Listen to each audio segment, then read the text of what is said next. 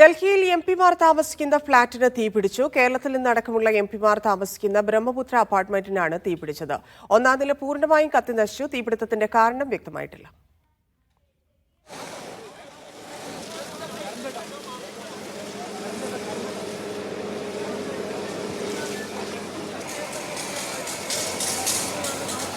ഉച്ചയ്ക്ക് 1 മണിയോടെയാണ് രാജ്യസഭാ എംപിമാർ താമസിക്കുന്ന ബ്രഹ്മപുത്ര അപ്പാർട്ട്മെന്റിൽ തീ പടർന്നത്. താഴത്തെ നിലയിൽ ഗോഡൌണിൽ കൂട്ടിയിട്ടിരുന്ന പഴയ ഫർണിച്ചറുകളിലും മെത്തകളിലുമാണ് ആദ്യം തീപിടിച്ചത്. പിന്നീട് 9 നിലകളിലുള്ള ഫ്ളാറ്റിന്റെ 3 നിലകളിലേക്ക് തീ ആളിപ്പടർന്നു. 6 അഗ്നിരക്ഷാ യൂണിറ്റുകളെത്തി ഏറെ നേരത്തെ പരിശ്രമത്തിനൊടുവിലാണ് തീ നിയന്ത്രണ വിധേയമാക്കിയത്. രാവിലെ മുതൽ മൊത്തം പടക്കം പൊട്ടിക്കുന്ന ഒച്ചയും കാര്യങ്ങളായിരുന്നു. എനിക്ക് തോന്നുന്നു അവിടുന്ന് പടക്കം പൊട്ടിച്ചപ്പം ഈ സോഫയിലേക്ക് കത്തിപ്പിടിച്ച് അങ്ങനെ പടർന്നായിരിക്കണം. ഇപ്പൊ നിലവിലെ സ്ഥിതി ഞാനിപ്പോൾ അവരെ സ്റ്റാഫ് ക്വാർട്ടറിന് ഉള്ളിൽ കയറി നോക്കിയിരുന്നു. സ്റ്റാഫ് ക്വാർട്ടറിലെ അത്യാവശ്യം കത്തിയിട്ടുണ്ട്. ആദ്യ നിലകളിലുള്ള സ്റ്റാഫ് ക്വാർട്ടേഴ്സിലെ വീട്ടുപകരണങ്ങളടക്കം കത്തിനശിച്ചു. കെട്ടിടത്തിന് സമീപം നിർത്തിയിട്ടിരുന്ന വാഹനങ്ങളിലേക്കും തീ പടർന്നു.